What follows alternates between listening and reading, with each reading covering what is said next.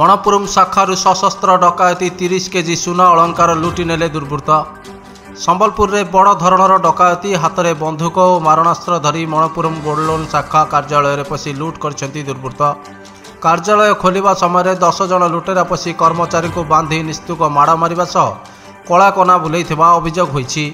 पाखापाखि 30 KG सुना लुटि नैथिबा अभियोग होइछि। सुना लुट करी लुटरा फेरार हो जाइथिबा बेले घटनास्थल में पुलिस पहुंची तदंत करिछि।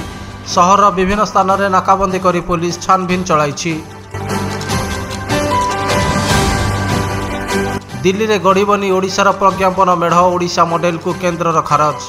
साधारणतंत्र दिवस अवसर में दिल्लीर कर्तव्य पथरे भली कि भली प्रज्ञापन मेढ़ गढ़ी थाए।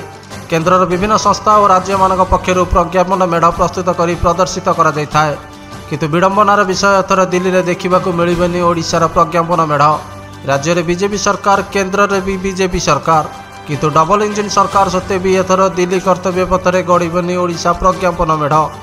देखा मिलबनी ओडिशार महान कला और संस्कृतिर झलक। केन्द्र सरकार पक्षर ओडिशा सरकार को एक चिठी आसी जो कर्तव्य पथरे गढ़ा चूड़ांत होता तालिकार ओडिशार ना नहीं, अर्थात ओडिशा पक्षर दि जाइथिबा मॉडल को खारज कर देइछि केन्द्र। तेबे एथर ओडिशा पक्षर शाढ़ी हस्तशिल्पर मॉडल प्रदान करा जाइथिला। माणियाबंध शाढ़ी ठारू आरंभ कर ओडिशार विभिन्न स्थान में तैयारी होइथिबा पारंपरिक शाढ़ी को एथिरे स्थानित करा जाइथिला। हेले एथर कर्तव्य पथरे प्रदर्शन पर स्थान मिली नहीं। चलित वर्ष 15टी राज्यर प्रज्ञापन मेढ़ जनवरी 26 प्यारेड रे सामिल हेब। सेही 15 राज्य मध्य ओडिशार ना नहीं। बढ़िब शीत, 3 जिले में येलो वार्निंग। वर्ष आरंभ राज्य में शीतर प्रभाव बढ़िबार लगी। गुरुवार राज्य में एकाधिक स्थान में 10 डिग्री सेल्सियस कि याठार कम तापमात्रा रेकर्ड होइछि। राउरकेला में सर्वनिम्न तापमात्रा 7 डिग्री रही बेले झारसुगुड़ा 8 डिग्री, केन्दुझर में 9.5 डिग्री, फुलबाणी में 9.5 डिग्री, दारिंगबाड़ी में 9.5 डिग्री, सुंदरगढ़ में 9.7 डिग्री और सोनपुर में 10 डिग्री सेल्सियस रेकर्ड करा जाइछि।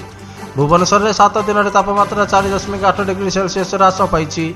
डिसेम्बर 30 में एठार तापमात्रा 19.4 डिग्री रही बेले गुरुवार 14.6 डिग्री सेल्सियस को खसी आसीथिला। तेबे पारलाखेमुंडी में सर्वाधिक तापमात्रा 31.6 डिग्री सेल्सियस रेकर्ड करा जाइथिला।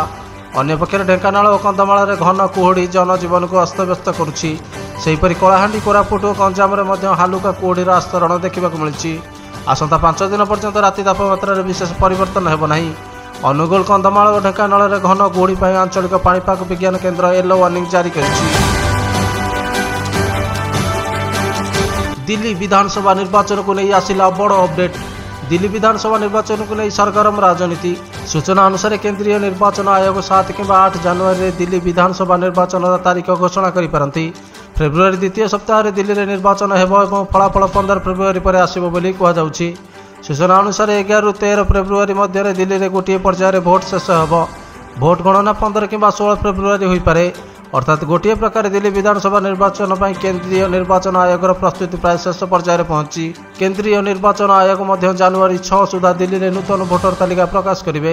यार अर्थ होउछि परिप्रेक्षी में फेब्रुआरी तृतीय सप्ताह सुधा दिल्ली में नूतन सरकार गठन संबंधी चित्र स्पष्ट हो पारिबो। यार अर्थ होउछि फेब्रुआरी तृतीय सप्ताह सुधा दिल्ली में नूतन सरकार गठन संबंधी चित्र स्पष्ट हो पारिबो। आतंकी टार्गेट रे भुवनेश्वर प्रवासी भारतीय सम्मेलन भंडूर पर धमक। भुवनेश्वर में होगा प्रवासी भारतीय दिवस को खालिस्तानी आतंकी पन्नूर टार्गेट। वरिष्ठ सांबादिक अक्षय साहू को खालिस्तानी आतंकी पन्नू देइछि धमकपूर्ण इमेल। वीडियो माध्यम धमकपूर्ण मेल देइछि पन्नू। आसंता 8 ରୁ 10 तारिख जाए भुवनेश्वर में प्रवासी भारतीय दिवस आयोजित होगा जाउछि। प्रवासी भारतीय दिवस उपलक्षे आयोजित सम्मेलन को भंडूर करने एक वीडियो माध्यम धमकपूर्ण मेल आसी। विमानबंदर जनता मैदान जाए आतंक खेलाइबा धमक दि जाइछि। पूर्व डीजी आईजीपी सम्मेलन भुवनेश्वर लोकसभा भवन में चलता बेले खालिस्तानी आतंकवादी गुरपंत सिंह पन्नू नाम एक इमेल ओडिशार वरिष्ठ सांबादिक अक्षय साहू पाखक आसीथिला। एथिरे एक वीडियो मेसेज आसीथिला जो डीजी आईपीजी सम्मेलन को भंडूर करने लगी धमक दि जाइथिला। भुवनेश्वर विमानबंदर को मध्य उड़ाण न भरने चेतावनी देइथिला पन्नू। बिल्डिंग रे माड़ होई क्राश होईगला विमान, 2 मृत 18 आहत। अमेरिकार दक्षिण कैलिफोर्निया एक विमान दुर्घटनाग्रस्त होइछि। दक्षिण कैलिफोर्निया एक व्यावसायिक बिल्डिंग रे विमान माड़ होई क्राश होइछि। एही दुर्घटना रे पर्यंत 2 जनकर मृत्यु होइछि। एथिरे 18 जन आहत होइतिबा कुहा जाइछि। फेडराल एविएशन एडमिनिस्ट्रेशन विमान को एकक इंजिन 1 RV-10 बोली चिन्हट करिछि। सिडनी लैंड ठारू प्राय 6 किलोमीटर दूर थिबा फुलरटन म्युनिसिपालिटी विमानबंदर निकट में यह दुर्घटना घटी। टॉस जितिला भारत दलरू बाद पड़े रोहित शर्मा। भारत और ऑस्ट्रेलिया मध्य खेला जाउथिबा बॉर्डर गावस्कर सीरीजर पंचम तथा शेष टेस्ट सिडनी आरंभ होईछि। ଏହି ଟେଷ୍ଟରେ ଭାରତର ଅଧିନାୟକ ଜୟପ୍ରୀତ ବୁମରା ଟସ୍ ଜିତି ପ୍ରଥମେ ବ୍ୟାଟିଂ ପାଇଁ ନିଷ୍ପତ୍ତି ନେଇଥିଲେ। ଭାରତର ଶୀର୍ଷ କ୍ରମ ପୁଣି ଫ୍ଲପ୍ ସାବ୍ୟସ୍ତ ହୋଇଛି। ଶ୍ରେଷ୍ଠ 3 ବ୍ୟାଟ୍ସମ୍ୟାନ୍ ପାଭିଲିୟନକୁ ଫେରିଛନ୍ତି। ମଧ୍ୟାହ୍ନ ଭୋଜନ ବିରତି ପରେ ପ୍ରଥମ ଇନିଂସରେ 3 ୱିକେଟ୍ ହରାଇବା ପରେ ଟିମ୍ ଇଣ୍ଡିଆ 57 ରନ୍ ସଂଗ୍ରହ କରିଛି। 12 ରନ୍ ସ୍କୋର କରି ବିରାଟ କୋହଲି ଅପରାଜିତ ଅଛନ୍ତି।